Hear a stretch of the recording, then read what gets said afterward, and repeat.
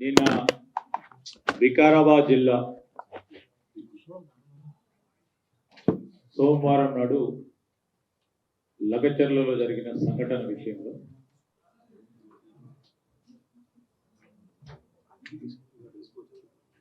జిల్లా కలెక్టర్ జిల్లాకు సంబంధించిన ఇతర ఉన్నతాధికారులపై దాడి, దాన్ని ప్రభుత్వం తీవ్రంగా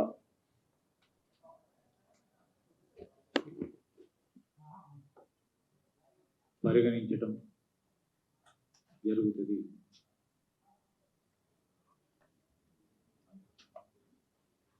నిన్న జరిగిన సంఘటనకు సంబంధించి కలెక్టర్ గారు ఇతర అధికారులతో అక్కడ పబ్లిక్ హియరింగ్ చేసే భాగంలో అక్కడికి వెళ్ళటం, పథకం ప్రకారం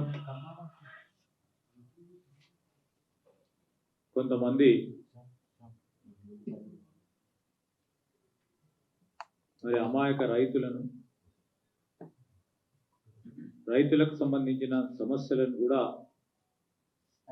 జరుపుకోవాలని కొంతమంది రైతులు ప్రయత్నం చేసిన వారి అందరినీ కూడా ఆ సభాస్థలికి రానియకుండా ఆఫ్ చేయటం, నేరుగా కలెక్టర్ గారు చొరవ తీసుకొని సరే తిరిగి ప్రజల వద్దకే మనం వెళ్దాం, వారి సమస్యలను తెలుసుకుందాం, వారి అభ్యంతరాలను తెలుసుకుందాం, వారి అభిప్రాయాలను తెలుసుకుందామని వారు అక్కడికి వెళ్తే కొంతమంది అక్కడ ఉన్న ప్రజలను రెచ్చగొట్టే ప్రయత్నం చేసి భౌతికంగా కలెక్టర్పై ఇతర అధికారులపై దాడి చేసే ప్రయత్నం ప్రత్యక్షంగా కూడా మనం టీవీలలో వీడియోలలో అన్నిట్లో కూడా చూడటం జరిగింది.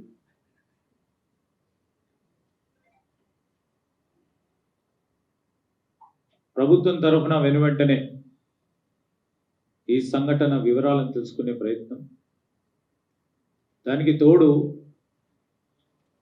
విచారణ కూడా పూర్తి స్థాయిలో జరపాలని నిర్ణయం చేసి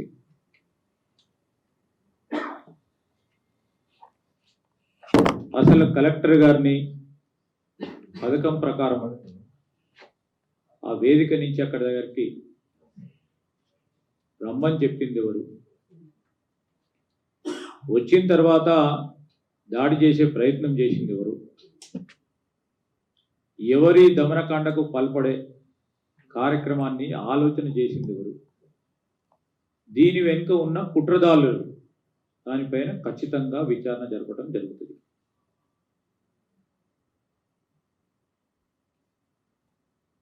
సమగ్ర విచారణ చేసి స్పష్టంగా చెప్తా ఉన్నాం, ప్రభుత్వ యంత్రాంగానికి సంబంధించి ప్రభుత్వం అభివృద్ధికి సంబంధించిన సంక్షేమానికి సంబంధించిన పథకాలను అడ్డుకోవాలని ఎవరు ప్రయత్నం చేసినా ఉపేక్షించేది లేదు. ప్రజాస్వామికమైన పద్ధతిలో అభ్యంతరాలు, అనుమానాలు, అభిప్రాయాలను తెలియజేసుకోవడానికి తప్పకుండా ఒక వేదిక ఉంటుంది. ఆ వేదికను ఏర్పాటు చేసే ప్రయత్నంలో ప్రభుత్వం ప్రజాస్వామికమైన స్ఫూర్తితో ముందుకు వెళ్ళటం జరుగుతుంది. అప్రజాస్వామికంగా రౌడీయిజం, గుండాయిజం చేసి ప్రభుత్వానికి సంబంధించిన యంత్రాంగాన్ని కానీ ప్రభుత్వ అధికారులను బెదిరించిన ఉపేక్షించేది లేదు. స్పష్టంగా ప్రభుత్వ పరంగా అందరికీ మేము తెలియజేయగలుగుతున్నాం. ఈరోజు మేము అందరం కూడా చూస్తూ ఉన్నాం, ఒక ప్రక్కన ప్రధాన ప్రతిపక్షమైన బీఆర్ఎస్ పార్టీ వారు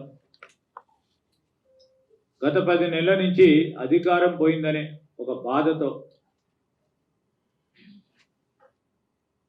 మాకు అధికారం రాలేదు అనే ఆక్రోశంతో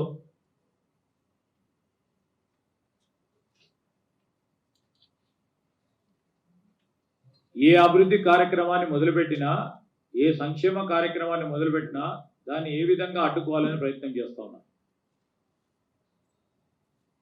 ఓ ప్రక్కన 10 నెలల నుంచి సగటున 5,000 మందికి నిరుద్యోగ యువకులకు ఉద్యోగ అవకాశాలు కల్పించే ప్రయత్నంలో సగటున 5,000 మందికి 50,000 పై చిలుకు ఉద్యోగాలను కల్పించడం మా ప్రభుత్వ లక్ష్యంలో భాగంగా కల్పిస్తే, ప్రతి అడుగులో కూడా మేము వేసే ప్రతి అడుగులో అటకాయించే ప్రయత్నం చేసిండ్రు, ఇబ్బంది పెట్టే ప్రయత్నం చేసిండ్రు, న్యాయపరమైన చిక్కులు తీసుకొచ్చే ప్రయత్నం చేసిండ్రు.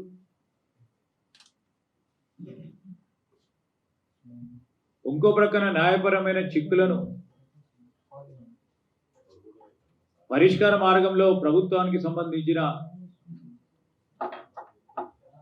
న్యాయశాఖకు సంబంధించిన నిపుణులు ప్రయత్నం చేస్తూ ఉంటే దాన్ని ఏ విధంగా అడ్డుకోవాలని ప్రయత్నం చేసి, మొన్న జరిగిన గ్రూప్ 1 పరీక్షలకు సంబంధించి కూడా